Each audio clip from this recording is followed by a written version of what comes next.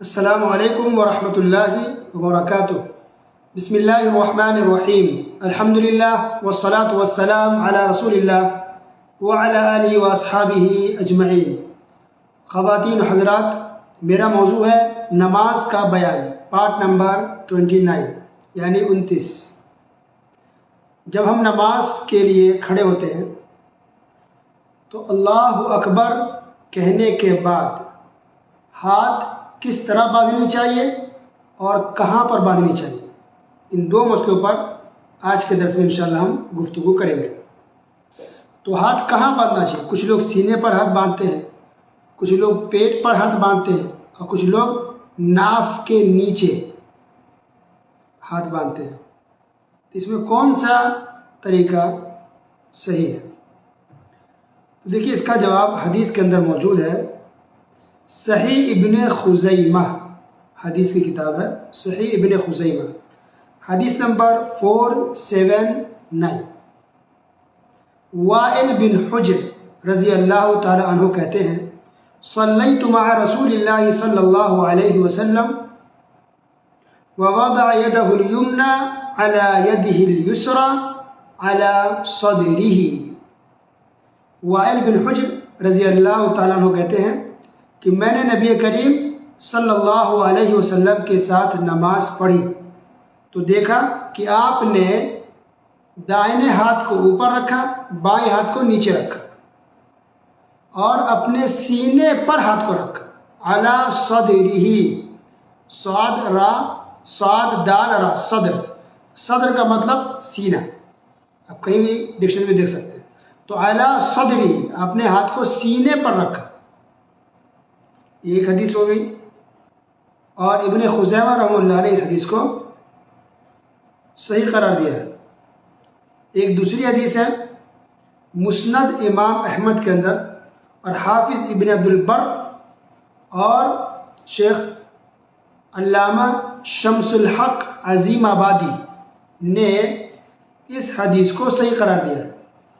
تو شمس الحق عظیم آبادی انڈیا کا ایک صوبہ ہے بہار، بہار کے اندر ایک جگہ تھا عظیم آباد، تو وہاں کے ایک بہت بڑے عالم گزرے، ان کا نام تھا شمس الحق عظیم آباد کے، اس لیے کہتے ہیں اس کو عظیم آبادی۔ سنن ابی داؤد کی سب سے اچھی شرح انہوں نے ہی لکھی پوری دنیا میں، پورے ورلڈ میں، جو عربی ہو چاہے غیر عربی ہو، کہیں بھی سب سے اچھی شرح لکھنے والے اگر کوئی عالم ہے سنن ابی داؤد کی تو وہ یہ ہے شمس الحق عظیم آبادی، جو بہار کے رہنے والے تھے، عظیم آباد کے، تو اتنے بڑے عالم تھے۔ تو انہوں نے بھی اس حدیث کو صحیح قرار دیا۔ مسند امام احمد کے اندر یہ حدیث ہے۔ حدیث اس طرح سے ہے کہ حلب رضی اللہ تعالی عنہ فرماتے ہیں کہ میں نے رسول اللہ صلی اللہ علیہ وسلم کو سینے پر ہاتھ رکھے ہوئے دیکھا۔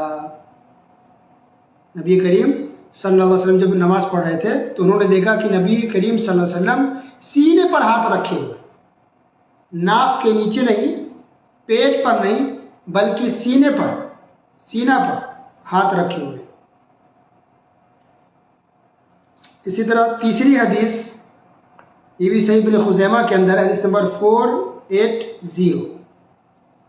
وائل بن حجر رضی اللہ تعالیٰ عنہ کہتے ہیں نبی کریم صلی اللہ علیہ وسلم کی نماز پڑھنے کا طریقہ بتاتے ہوئے کہ ثم وضع يده اليمنى على ظهر كفه اليسرى والرسغ والساعد، کہ نبی کریم صلی اللہ علیہ وسلم نے جب نماز کی حالت میں یا نماز شروع کرتے ہوئے جب ہاتھ کو رکھا تو ہاتھ رکھنے کی کیفیت اس طرح سے تھی کہ پہلے بائیں ہاتھ کو رکھا، لیفٹ اوپر سے دایاں ہاتھ رکھا، رائٹ ہینڈ کو اوپر رکھا، اور اس طرح سے کہ دایاں ہاتھ، رائٹ ہینڈ بائیں ہاتھ کے کف، جو ہتھیلی اس کے پش پر تھا، اور رسغ مطلب کلائی، کلائی پر تھا، الساعد مطلب یہ ہاتھ، یہ پورا جو ایریا ہے کلائی سے لے کے یہ کہونی، اس بیچ کا جو ایریا اس کو زراعہ کہتے ہیں عربی میں، ساعد اس پر رکھا۔ تو گویا اس حدیث سے پتہ چلا کہ رکھنے کا طریقہ یہ ہے کہ اس طرح سے ہم ہاتھ رکھیں، ہاتھ اس طرح سے باندھیں کہ ہتھیلی کی پشت یعنی اس کے پیچھے بھی ہو جائے، یہ کلائی جو مورتی ہماری اس پر ہی ہاتھ رکھا جائے اور اس پر رکھا جائے. تو کوئی اگر اس طرح ہاتھ باندھے تب بھی صحیح ہے، کوئی تھوڑا اس طرح رکھے تب بھی صحیح ہے، کوئی تھوڑا اس طرح سے باندھے تب بھی صحیح ہے. یہ تینوں طریقہ حدیث سے ثابت ہے. تو آپ اس طرح سے بھی ہاتھ باندھ سکتے ہیں، اس طرح ہی پکڑ سکتے ہیں، اس طرح ہاتھ کو پکڑ سکتے ہیں نماز کی حالت میں. تو کف، رسغ، ذراع، یہ 3 لفظ حدیث کے اندر آیا ہے کہ رسول اللہ صلی اللہ علیہ وسلم اس طرح سے ہاتھ کو باندھتے تھے نماز کی حالت میں. اس طرح رکھتے سینے کے اوپر، اور جو حالت ہوتی ہے، کنڈیشن ہاتھ کی، وہ اس طرح سے ہوتی تھی، اس طرح، کبھی اس طرح، کبھی اس طرح. ایک اور حدیث ہے، دیکھیے چوتھی روایت. جریر ضبی کہتے ہیں رأیت علی رضی اللہ عنہ یمسک شمالہ بیمینی علی الرسغ فوق السرہ. یہ سنن بیہقی کی روایت ہے اور امام بیہقی نے اس روایت کو حسن قرار دیا ہے. تو جریر ضبی کہتے ہیں، ضاد سے ضبی، جریر ضبی کہتے ہیں کہ میں نے علی رضی اللہ تعالیٰ عنہ کو، مشہور صحابی ہے، کہ میں نے علی رضی اللہ تعالیٰ عنہ کو دیکھا کہ جب انہوں نے نماز پڑھی تو اپنے دائنے ہاتھ سے بائیں ہاتھ کو پکڑے ہوئے تھے اور کلائی کے اوپر ہاتھ رکھے ہوئے تھے. اور کہاں پر رکھے تھے؟ فوق السرہ، ناف کے اوپر، ناف کے نیچے نہیں، ناف فوق السرہ. سرہ مطلب ناف، اس کو نابی کچھ لوگ کہتے ہیں، نابی، ناف، جو پیٹ میں جو سوراخ ہے، اس سوراخ کے اوپر علی رضی اللہ تعالیٰ نے ہاتھ کو باندھ کے رکھے ہوئے تھے. تو دیکھیے روایتیں، دیکھیے گویا جو لوگ ناف کے نیچے ہاتھ باندھتے ہیں وہ طریقہ صحیح نہیں ہے. عبداللہ رحمہ اللہ جو کہ امام احمد بن حنبل کے بیٹے تھے، تو وہ کہتے ہیں کہ میرے والد صاحب، میں نے اپنے والد صاحب کو دیکھا نماز پڑھتے ہوئے، تو انہوں نے اپنے ہاتھ کو ناف کے اوپر رکھا، فوق السرہ، ناف کے، نابی کے اوپر رکھا.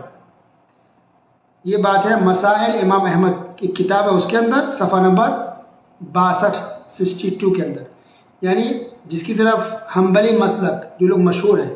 تو امام احمد بن حنبل اتنے بڑے امام بھی ناف کے اوپر ہاتھ کو باندھتے تھے. اس نے اسحاق ابن راہوی بہت بڑے محدث گزرے، بہت بڑے، تو یہ اپنے ہاتھ کو سینے کے اوپر رکھتے تھے نماز کی حالت میں، سینے کے اوپر رکھتے تھے. یہ بات ہے المسائل، امام مروزی کتاب ہے، اس کتاب کے اندر صفحہ نمبر 222 المسائل المروزی، بہت بڑے عالم گزرے. تو گویا کہ بڑے بڑے محدث علماء اور اماموں سے ثابت ہے کہ وہ ناف کے اوپر ہاتھ باندھتے تھے. رہی بات ایک روایت مشہور ہے ناف کے نیچے ہاتھ باندھنے کی، وہ سنن ابی داؤد کے اندر ہے کہ علی رضی اللہ تعالیٰ عنہ سے مروی ہے کہ ہاتھ کو ناف کے نیچے باندھنی چاہیے. تو یہ حدیث ضعیف ہے. سنن ابی داؤد میں تو ہے یہ حدیث، لیکن ضعیف ہے. ضعیف ایسا نہیں کہ آج کل کے لوگ وہابی لوگ کہہ رہے ہیں کہ ضعیف ہے. کچھ لوگ اسی بات سے چڑ جاتے ہیں کہ بھائی ضعیف کہہ دی، ہماری مسلک کی بات ضعیف کہہ دی. بھائی آج کے عالم ضعیف نہیں کہہ رہے، کس نے ضعیف کہہ؟ دیکھیے امام بیہقی، کتنے بڑے محدث، کتنے پہلے کے ہیں، 1000 سال پہلے کے، انہوں نے کہا ضعیف ہے. حافظ ابن حجر اسقلانی رحمہ اللہ، انہوں نے کہا کہ ضعیف ہے. اور امام نووی رحمہ اللہ، یہ بھی کتنے کئی 100 سال کے ہیں، پہلے کے ہیں. امام نووی رحمہ اللہ 7ویں صدی ہجری کے ہیں، 7ویں 8ویں صدی ہجری کے ہیں. امام نووی اتنے بڑے محدث، تو انہوں نے تو یہاں تک کہہ دیا امام نووی نے کہ اس حدیث کے ضعیف ہونے پر تمام محدثین کا اتفاق ہے، اجماع ہے. امام نووی رحمہ اللہ نے کہا کہ جس حدیث کے اندر یہ بات ہے کہ نبی صلی اللہ علیہ وسلم نے ہاتھ کو ناف کے نیچے باندھا ہے، تو اس حدیث کے ضعیف ہونے پر تمام محدثین کا اجماع اور اتفاق ہے. ضعیف ہونے پر یعنی تمام محدثین نے کہا کہ روایت ضعیف ہے. اللہ، اتفاق ہے تمام محدثین کا. تو پتہ چلا ان تمام باتوں سے کہ سنت طریقہ یہ ہے کہ نماز کی حالت میں ہاتھ کو سینے پر باندھنی چاہیے، چاہے وہ مرد ہو یا عورت، سب کے لیے ایک ہی بات ہے کہ اپنے ہاتھوں کو سینے کے اوپر باندھیں. اللہ تعالیٰ ہم تمام مسلمانوں کو اس پر عمل کرنے کی توفیق عطا فرمائے. آمین. وصلی اللہ علی نبینا محمد وعلی آلہ وصحبہ اجمعین. والسلام علیکم ورحمۃ اللہ وبرکاتہ.